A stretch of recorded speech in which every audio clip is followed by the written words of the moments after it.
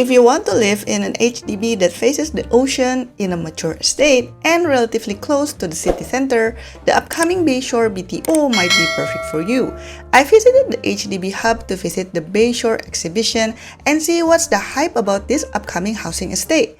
Bayshore is slated to be the extension of Bedok town with more recreational space, new facilities, more housing options, and improved connectivity.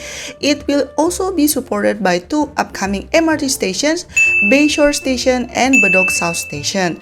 Bayshore MRT Station is scheduled to be open in 2024, while Bedok South MRT Station is supposed to be open in 2025. It will face the waterfront with a well-connected neighborhood. From the miniature model, the estate looks huge. The brown ones are existing buildings, but the colorful ones are part of the Bayshore Estate development.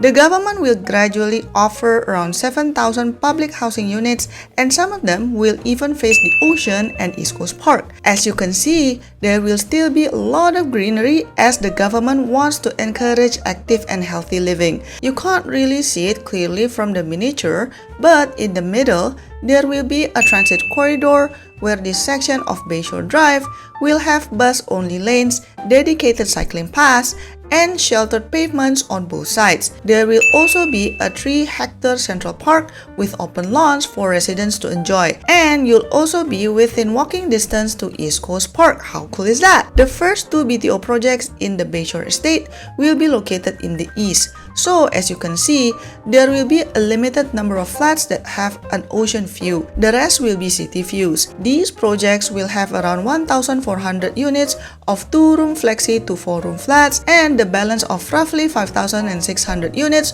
will be gradually launched in subsequent years. If you are wondering how come there's no 5-room flat, in my observation, this has been the latest trend where 5-room flats are only offered in non-mature/standard projects recently. There's a catch though. Although already announced, the official project launch will be after mid-2024, so most likely this will be categorized as a plus BTO project due to its attractive location and close proximity to transportation nodes and amenities.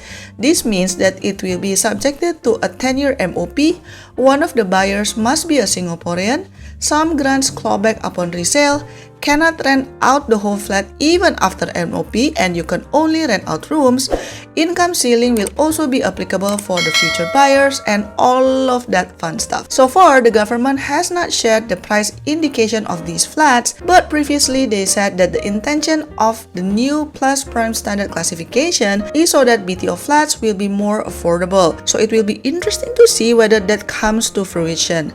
However, I predict this project will attract a lot of applicants regardless of the price tag. Regarding the flat itself, it is said that the Bayshore BTO 2024 projects are designed with full height windows that allow residents to enjoy waterfront views for units facing East Coast Park or city views for units facing Bedok town. Within the flats, structural beams and columns will be kept to the edges of each unit. This allows residents the flexibility of customizing the unit's layout according to their preferences and needs. So it will have some of that condo feel even though this is an HDB project. But looking at the rendering, I wonder whether the floor will really look like that, because the black grout and tile style gives an impression of a very affordable budget flat, if you get what I mean. It doesn't give a premium feel, you know. Maybe it's just artist impression, or maybe the expectation is for the homeowners to include it in the reno budget if they want to use a higher quality flooring. I don't know. So let's talk about the pro and cons, and let's start with the pro first. I think the location is attractive. It's on a mature estate with good amenities and right opposite East Coast Park. The HDB promotional materials said that most flats will be around 5 minutes walk to the nearest MRT station. But looking at the miniature, maybe it's like 10 minutes instead, but yes, still relatively close. Renting out rooms should not be a problem, as historically there's a lot of interest, especially from the expat communities, to stay near the East Coast Park. In terms of the flat itself, because the government said that structural beams and columns will be kept at the edges, this will also give home buyers more options to tear down walls and combine rooms depending on their needs. Last but not least, there will be the option of a 2-room flexi to a 4-room flat, so this project caters to different segments of the population.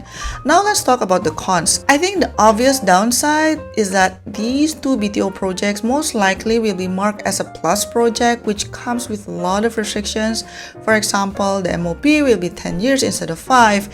You can't rent out the whole flat even after MOP has ended, and you can only rent out rooms. If you want to sell the flat, a portion of your grant will be clawed back, and there's an even income ceiling for your future buyers, which means that you won't be able to set crazy high prices. Another thing to consider is that the Bayshore Estate will only be fully developed by 2030, so from now until then, there will be a lot of construction noise and dust. Another downside of the project is that there's no 5-room flat option if you need more space. But overall, personally, I think it's still a very promising project that is worth applying to if you are looking for a BTO in this area. Based on observation, usually, if the government is really highlighting certain developments, then it's worth buying. Okay, let's talk more about the estate again. Besides the two upcoming MRT stations, the residents from Bedok town will also be able to easily access the new public transport nodes in Bayshore Estate, as existing drains leading into Bayshore from Upper East Coast Road will be converted into pedestrian path. A network of cycling and walking paths will also be built throughout the Bayshore Estate. Lined with greenery, the path will provide a pleasant cycling and walking experience for those exploring Bayshore and the wider Bedok town. These paths will also connect the cycling network beyond Bedok, enabling cyclists to access the Round Island route and the upcoming Central Green Corridor from East Coast Park to Changi Beach. With seamless public transport connectivity as well as walking and cycling options, Bayshore will be designated as a car-led estate to encourage green commuting. A new street called Bayshore Drive will be constructed at the center of the Bayshore Estate, with housing developments flanking it on both sides.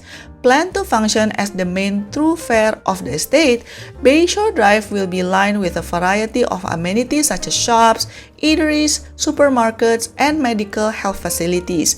Sports and recreational facilities as well as resting spots will also be provided along the thoroughfare.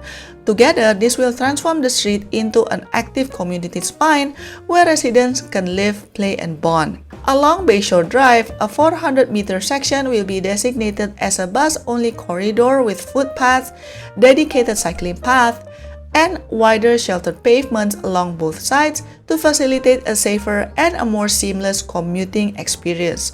A new integrated development that connects to the future Bedok South MRT station and a new bus interchange will also be built in the future, comprising a variety of uses including residential, retail, and dining. The integrated development will provide added convenience for future residents. Future residents in Bayshore can also look forward to the new parks and green spaces spread across the estate. A new 3-hectare Central Park, situated within surrounding housing developments, will provide residents with a living in the park environment. The park will stretch from Bayshore's northern edge and feature open lawns where families can enjoy picnics or just take a relaxing walk. So what do you think about this upcoming Bayshore Estate? Are you excited about it? Do you have any concerns about it? Let me know in the comment section down below. Don't forget to like and subscribe, and I'll see you in my next video. Bye bye!